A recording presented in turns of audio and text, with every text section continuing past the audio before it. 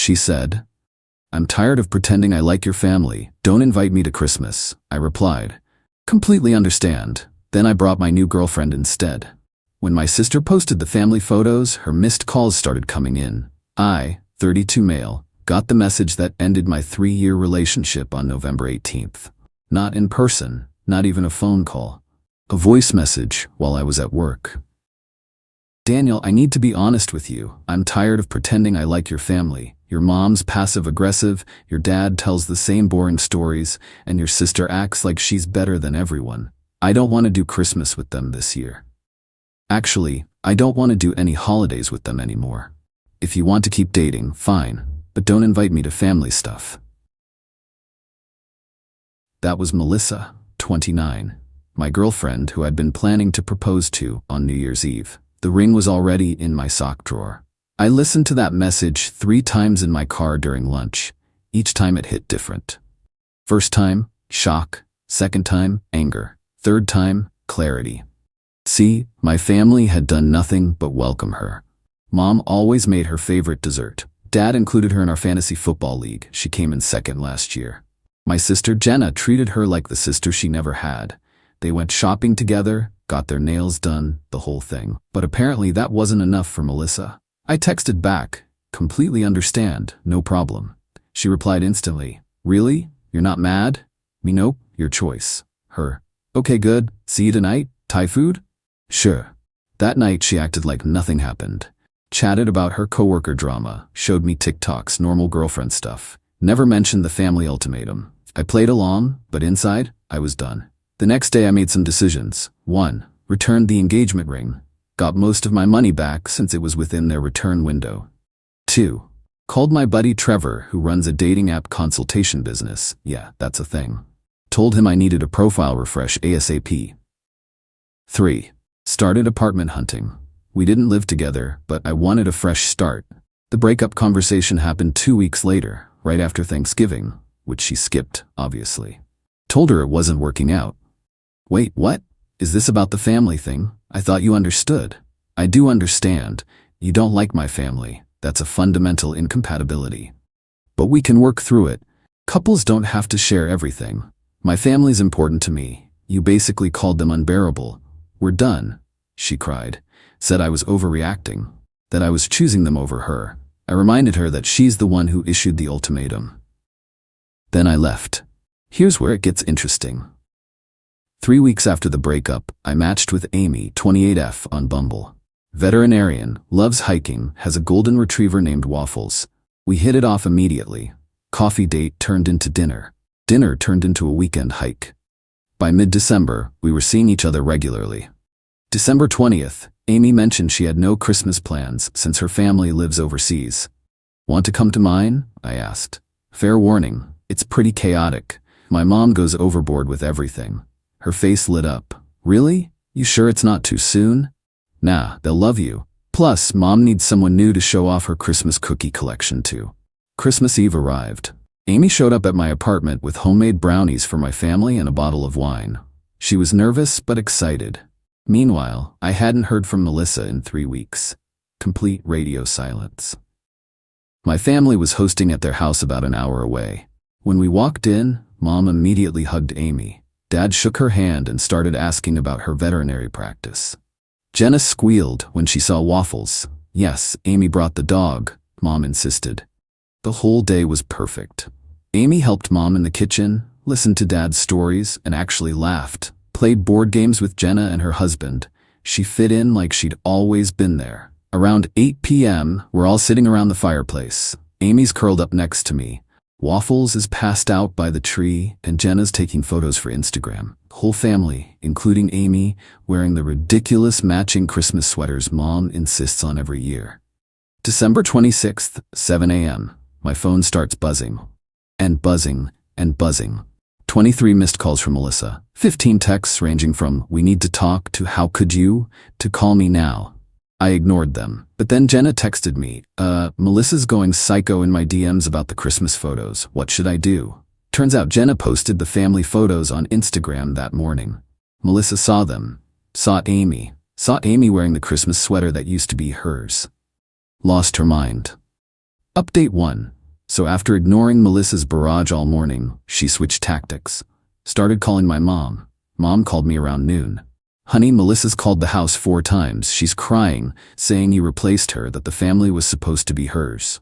Your father had to unplug the landline. Just block her, Mom. Already did. But sweetie, what happened? She seems unhinged. Gave Mom the quick version. Her response? So she rejected our family, you broke up with her, and now she's mad you moved on? The audacity of that girl. Then the text to Amy started. Yeah, Melissa did a deep dive on my Instagram, found Amy's profile, she commented on one of my photos, and started messaging her. Amy screenshot them for me. You're with Daniel? That's hilarious. Enjoy his clingy family. His mom will smother you and his dad will bore you to death. He only brought you to make me jealous. You're a rebound. We were together 3 years. You're temporary. Amy, absolute legend, replied once. Thanks for the heads up. His family is wonderful. Merry Christmas. Then blocked her. But Melissa wasn't done. Started texting mutual friends, spinning some story about how I emotionally cheated and brought my side piece to Christmas to hurt her. Most of them knew the real story, but a few bought her version. December 27th, she showed up at my apartment. I saw her on the doorbell camera, pacing outside, on her phone. She stayed for 20 minutes, then left. Later found out from my neighbor she was on the phone with someone saying, he has to come home eventually. December 28th, got a call from an unknown number. It was Melissa's mom, Diane. Daniel, what did you do to my daughter? She's inconsolable. Diane, she told me she wanted nothing to do with my family. I respected her wishes and ended things. But you brought some girl to Christmas. You rubbed it in her face. I brought my new girlfriend to meet my family. Melissa made it clear she wanted no part of family events. She got what she wanted. She didn't mean forever. She just needed boundaries. Boundaries? She called my mom passive-aggressive, my dad boring, and my sister stuck up. Those aren't boundaries, that's contempt. Diane huffed. She's talking about calling your work, says you emotionally abused her. Good luck with that. I have her voice message saved where she trashes my entire family. Pretty sure HR would find that interesting. Silence. Then, you saved it? Of course I did. She hung up. Update 2. New Year's Eve. The night I originally planned to propose to Melissa. Instead, I'm at a house party with Amy, actually having fun, instead of walking on eggshells like I used to with Melissa. Around 11 p.m., Amy goes to get us drinks. My phone buzzes. Email from Melissa. Subject line, you need to read this. It's a novel. 3,000 words easy. Some highlights. She tested me with the family ultimatum to see if I'd choose her. She expected me to fight for the relationship. Amy is clearly a downgrade. She stalked Amy's LinkedIn. I'm having a midlife crisis. I'm 32. She's willing to give my family another chance if I come to my senses. She already told her extended family we'd be engaged by now. The best part, she ends it with, I'll give you until January 3rd to respond before I move on. I forwarded it to Jenna with, LMAO, look at this. Jenna replied, the delusion. Also, she commented on my NYE post calling me a backstabbing witch, so I reported her for harassment. January 2nd, back at work. My coworker Keith pulls me aside. Yo, did you date a girl named Melissa? Unfortunately, why? She connected with me on LinkedIn. Sent me some weird message about you being a narcissist who love bombs women. Thought you should know. She messaged my coworkers on LinkedIn. I screenshot everything, sent it to HR preemptively with a note explaining the situation. They thanked me for the heads up and said they'd handle any further contact from her. January 3rd, her deadline. I didn't respond, obviously. January 4th, 6 a.m. She's at my apartment again. But this time she brought backup. Her sister Nicole and her best friend Brittany. They're taking turns ringing the doorbell and knocking. I called building security. Hey, I've got 3 women harassing me at my door. Their ex-girlfriend and her friends. Can you help? Security shows up, asks them to leave. Melissa starts crying, saying I owe her closure. Security doesn't care, tells them they're trespassing.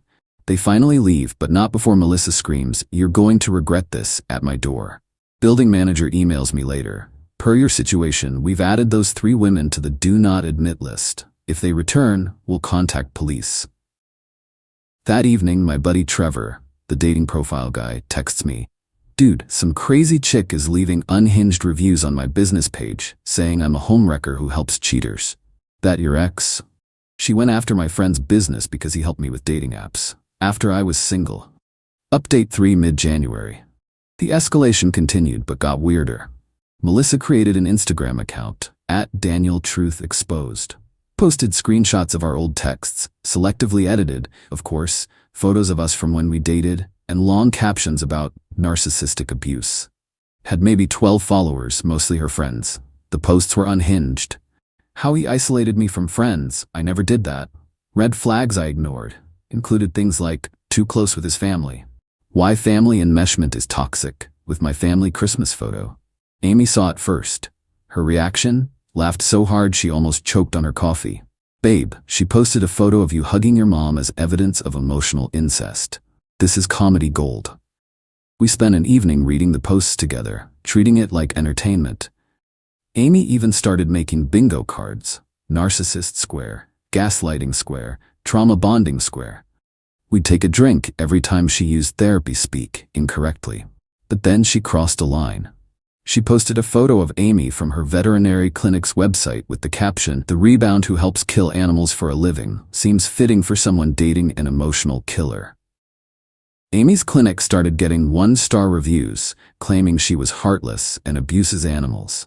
Completely false, obviously, but damaging to her business. That's when Amy pressed charges for harassment and defamation. Her clinic's lawyer sent Melissa a cease and desist. The reviews got taken down, but the damage was done. Then the really weird stuff started. Jenna called me, "Okay, this is creepy. Melissa just joined my gym. She was on the treadmill next to me trying to make conversation about you."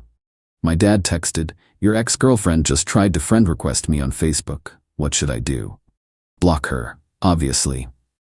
My mom, Melissa's mother, called me at work to apologize but spent 20 minutes saying you're making a mistake. I had to hang up on her. She was attempting to infiltrate my family's lives. Like if she couldn't be part of the family directly, she'd force her way in sideways. January 20th. I'm at the grocery store, turn into the cereal aisle, and there's Melissa. This isn't my usual store, it's by Amy's place, 30 minutes from where Melissa lives. "Oh wow, what are the odds?" she says, fake surprised. "You're stalking me now?" "I shop here sometimes. Don't flatter yourself. This is harassment, Melissa. It needs to stop." She steps closer. "You humiliated me. You brought some random girl to Christmas less than a month after we broke up. We broke up because you rejected my family. You made your choice.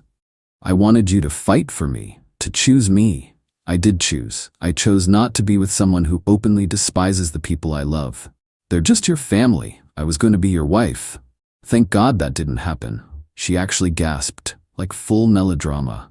Then her face went cold. "You'll regret this. When she realizes what a mama's boy you are, when your precious family shows their true colors, you'll come crawling back." I'll take my chances. Security footage helped me get a restraining order the next week. Final update. It's been 6 months since Christmas. Here's where everyone ended up. The restraining order shut down most of Melissa's direct harassment.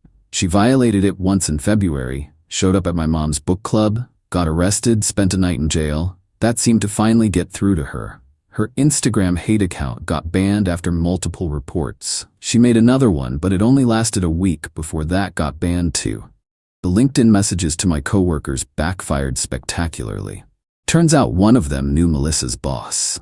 Word got back that she was spending work hours harassing her ex's professional contacts. She got put on a performance plan. Last I heard, she'd quit before they could fire her. Her mom, Diane, reached out once more in March, asking me to drop the restraining order because it was affecting Melissa's job prospects. I politely declined. She called me heartless. I was okay with that. The mutual friends who took her side initially started reaching out with apologies around April. Apparently, Melissa's victim narrative fell apart when she started dating someone new and immediately began complaining about his family too. Pattern recognized. Now the good stuff. Amy and I are still together. She's met my extended family at Easter, survived Mom's birthday party, and even helped Dad rebuild his deck. She sends my mom funny veterinary memes. They text more than we do. Jenna and Amy became legitimate friends. They have a monthly brunch thing that I'm explicitly not invited to. I'm pretty sure they talk about me, but I'm afraid to ask. Plot twist. My mom ran into Diane at the mall in May. Diane apologized for everything. Apparently, Melissa was now dating some guy named Brad and had given his family an ultimatum about their toxic positivity after dating for 2 months. Diane finally realized the problem wasn't my family. The best part? Amy and I were looking at old photos last week, and she found one from Christmas, the one where she's wearing the matching sweater, laughing at one of Dad's stories. You know, she said, I'm really glad your ex showed you who she was before you proposed. I pulled up my phone and showed her the screenshot of Melissa's original voice message, the one where she called my family unbearable. Want to know something funny? I said. This message was the best thing that ever happened to me. Amy read it, shook her head. Her loss. Your family is amazing. Weird but amazing. Yeah, they are. Plus, she grinned, your mom already told me she's knitting me my own Christmas sweater for this year. I'm officially in. That's the thing about ultimatums. When someone makes you choose between them and the people who've loved you your whole life, they're telling you exactly who they are. Melissa thought she was testing my loyalty to her. Instead, she revealed her contempt for the people I care about. She wanted me to fight for her? Nah. I saved my energy for someone who didn't need to be convinced to like my family. Someone who saw their quirks as features, not bugs. Melissa's probably somewhere telling Brad's family why they're problematic. Meanwhile, I'm planning a camping trip with Amy, my parents, and Jenna's family for August. Amy's already bought matching hiking shirts for everyone. My mom cried happy tears when she saw them. Turns out the best revenge isn't some elaborate plan. It's just living your life with people who appreciate what you have instead of demanding you sacrifice it for them. Oh, and Melissa? If you're reading this, and knowing you, you probably are, Brad's mom called my mom last week. Something about getting advice on dealing with a difficult girlfriend. Small world, huh? Good luck with that.